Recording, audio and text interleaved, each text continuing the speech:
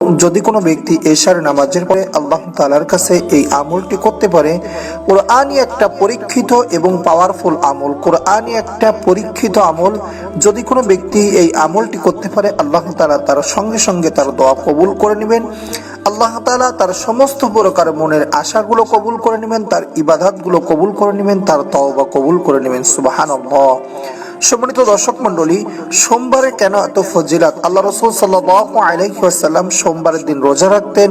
আল্লাহ রাসূল সাল্লাল্লাহু আলাইহি ওয়াসাল্লামের কাছে জিজ্ঞাসা করা হলে রাসূল সাল্লাল্লাহু আলাইহি ওয়াসাল্লাম বললেন, সোমবারের দিন আমার জন্ম হয়েছিল, আমি সোমবারের দিন রোজা পালন করি এবং সোমবারের দিন কোরআন নাজিলের প্রথম দিনে আল্লাহ রাসূল সাল্লাল্লাহু আলাইহি ওয়াসাল্লাম শুকরিয়াতান আদায় করতেন। তাই সম্মানিত দর্শক মণ্ডলী, আপনি যদি কোরআনই একটা আমল সোমবারের দিন রাতের বেলা এশার নামাজের পরে আপনি আল্লাহ তাআলার কাছে করতে পারেন, মাওলা পাক রব্বুল আলামিন আপনার সমস্ত প্রকার মনের আশাগুলো পূরণ করে দিবেন, আপনার জায়েজ মাকসাদগুলো আল্লাহ তাআলা পূর্ণ করে দিবেন, আপনার সমস্ত প্রকার নেক তামান্নাগুলো আল্লাহ তাআলা পূর্ণ করে দিবেন।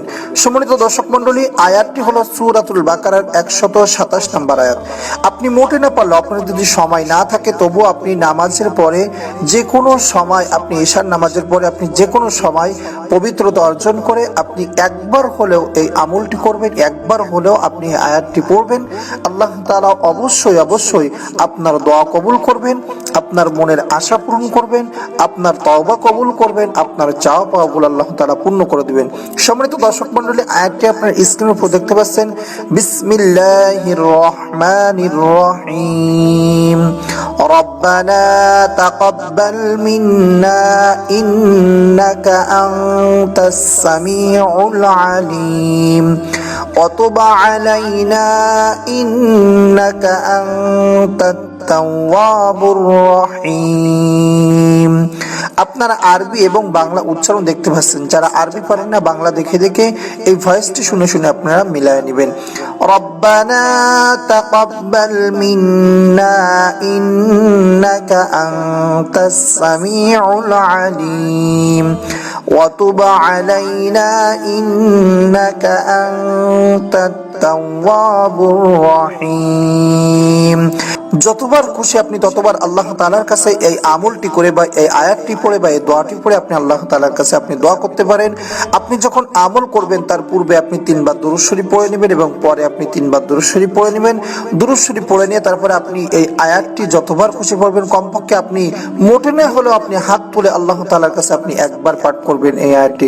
সম্মানিত দর্শক মণ্ডলী, মাওলা পাক রব্বুল আলামিনের কাছে আপনি যখন ইখলাসের সহিত আমল করবেন, আপনি যখন খালেস দিলে আমল করবেন, আমলের সবথেকে বড় পদ্ধতি হলো, বড় নিয়ম হলো যে আপনি যখন কোনো কিছু জায়েজ মাকসাদের জন্য আল্লাহ তাআলার কাছে চাইবেন, আপনার মনের ভিতরে এই ইরাদা হবে, এই আশা আকাঙ্ক্ষা হবে যে আমি দুনিয়ার কোনো মানুষের কাছে চাচ্ছি না, আমি আল্লাহ তাআলার কাছে চাচ্ছি, যিনি স্বয়ং সমস্ত সবকিছুর মালিক আল্লাহ।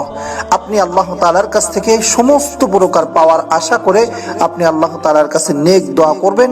মাওলা পাক রব্বুল আলামিন আপনার দোয়া ইনশাআল্লাহ আল্লাহ তাআলা ফিরায় দেবে না। আপনার দোয়া কোরআনের বদৌলতে, কোরআন আমলের বদৌলতে আল্লাহ তাআলা আপনার দোয়া কবুল করবেন, আপনার মনের সমস্ত প্রকার নেক আশাগুলো আল্লাহ তাআলা পূর্ণ করে দিবেন। এত দ্রুত আল্লাহ তাআলা আপনার আমল কবুল করবেন যেটা আপনি ধারণাও করতে পারবেন না, কল্পনাও করতে পারবেন না ইনশাআল্লাহ। আল্লাহ যদি চাই, রাতের মধ্যেই আপনার দোয়া কবুল হলে আপনি সকালে ইনশাআল্লাহ ফলাফল পেয়ে যাবেন। আল্লাহ তাআলা আমাদের সবার মনের সমস্ত প্রকার আশা আকাঙ্ক্ষাগুলো, নেক তামান্নাগুলো আল্লাহ তাআলা পূর্ণ করে দিন। সবাই বলেন আমিন। সম্মানিত দর্শক মণ্ডলী, আজকের ভিডিওটা এই পর্যন্তই। আশা করি ভিডিওটা একটু হলো আপনার কাছে ভালো লাগছে এবং কোরআন একটা আমল সম্পর্কে আপনি জানতে পেরেছেন। ভিডিওটা ভালো লাগলে অবশ্যই একটা লাইক করবেন এবং ভিডিওটা বেশি বেশি করে সবার মাঝে আপনি শেয়ার করবেন। আপনার একটা শেয়ারের বিনিময়ে যদি অন্য কোনো মুসলিম ভাই বোন এই কোরআন একটি আমলের আয়াত একবার পাঠ করে, আল্লাহ তাআলা আপনার প্রত্যেকটা হরফের বিনিময়ে আল্লাহ তাআলা 10টি করে নেকি আপনার আমলনামায় দান করবেন এবং আল্লাহ তাআলা আপনার মনের সমস্ত প্রকার আশাগুলো পূরণ করবেন। আল্লাহ তাআলা আপনার সমস্ত প্রকার জায়েজ মাকসাদগুলো